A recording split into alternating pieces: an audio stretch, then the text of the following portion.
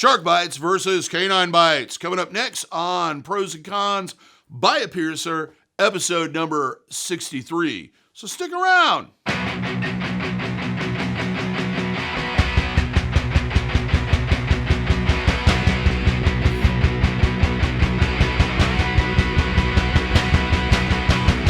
For those who are new to the channel, my name is DaVo. I'm a professional body piercer and have been since 1994.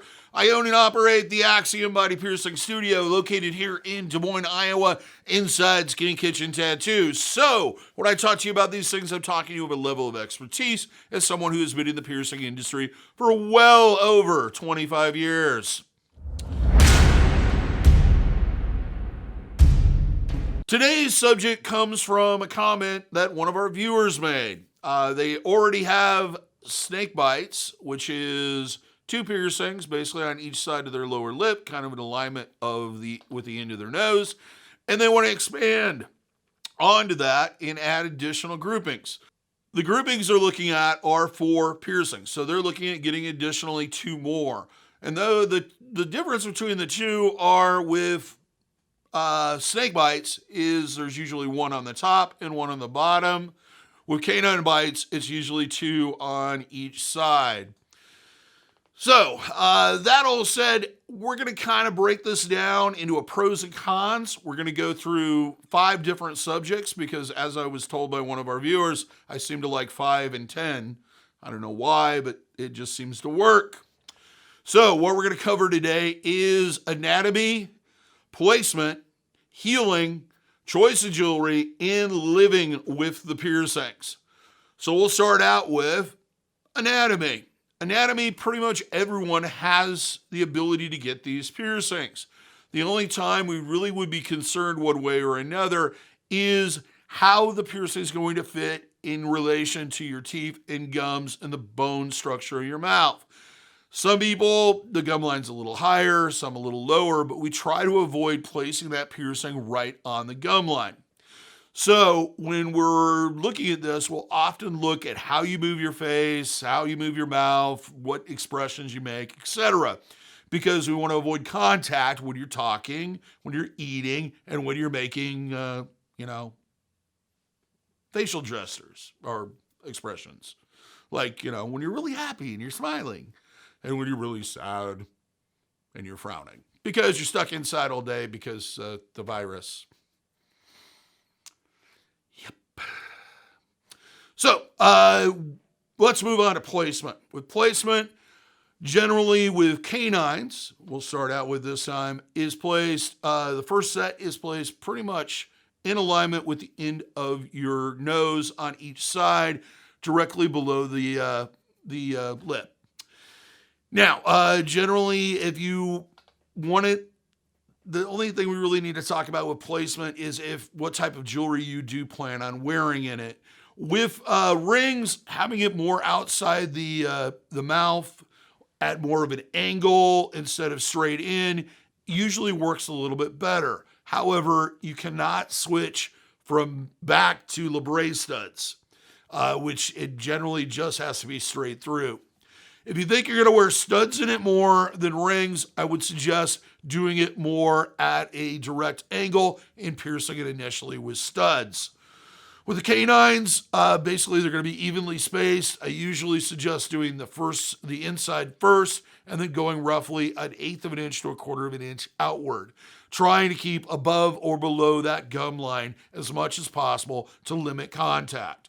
With the Labret, if you do the piercing that far inside your mouth, you're going to be limited on what type of jewelry you can wear. With rings, they're going to have to be large enough to fit around your lower lip, which means you're going to have more contact with teeth, gums, and etc. So take that into mind, and it's best if you kind of just plan it out and pick one style or another. With snake bites, generally what we're doing is we're doing 2 lip or Labret piercings and 2 beauty mark piercings. They're generally done kind of even with the end, the corners of the nose. They need to be positioned in a way that they're going to have limited contact on the inside of your mouth with gums and teeth. And you just want to make sure they visually look like they're in alignment and they're evenly proportioned. That moves us on to healing. With these two piercings, I have to say that the one that's going to be the biggest hassle for eating, drinking, talking, and everything else is going to be the shark bites. You're affecting not only your lower lip, but also your upper lip. You're going to have swelling, you're going to have issues, and it's going to impact things more than doing just the bottom. With canine bites, yes, it's going to impact it in much the same way, but you're only going to be limited to the bottom part of your mouth. The center is going to be open. You're not going to have as much interference. So in a way, it's going to be an easier heal. Both of them have the issue that they can affect sleeping on your side. You may, usually they're not far enough out there to really get in contact with the pillow, but they may affect how you sleep and may require you to sleep basically flat on your back. So do keep that in mind during the healing process. Jewelry choices. With both of these piercings, when it comes to canine bites on that lower lip, like I stated earlier, it's not a problem to switch back and forth from studs. I don't really advise it. I usually is best if you stick with just one style. Personally, for visual, I think that the rings look better, but that's me. Having it more angled out of the mouth is going to reduce the amount of contact and etc. With the shark bites, basically, especially on the upper lip, you are limited to just Labret style studs. You can't really wear rings on the top of your lip comfortably. The angle is just in a way that it would take an extremely large ring and you would have more contact. There generally is a little less space between your upper lip on the inside and contact with your teeth and gums. Living with the piercings.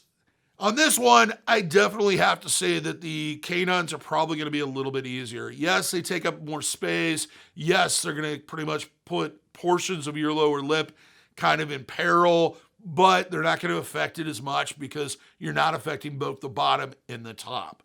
The thing with the snake bites, which is on both, or not snake bites, shark bites.